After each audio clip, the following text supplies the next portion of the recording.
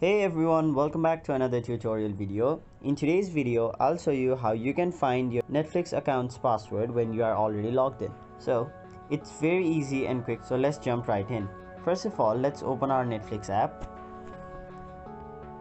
So now if you go to your profile on the top right corner and then go to app settings, there you will not see any option how you can view your Netflix password. So in order to view your Netflix password or find it, simply go to your Chrome or your Safari and now type in netflix.com.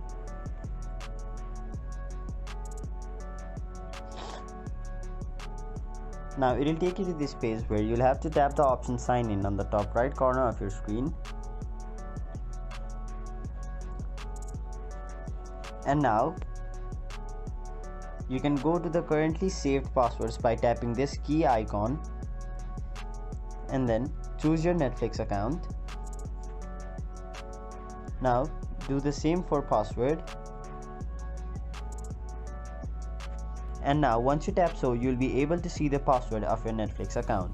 So that is how you view your Netflix password when you are already logged in. Hope this video was helpful to you guys, and if it was, make sure you like this video and subscribe to our channel so that you don't miss out on further videos such as these.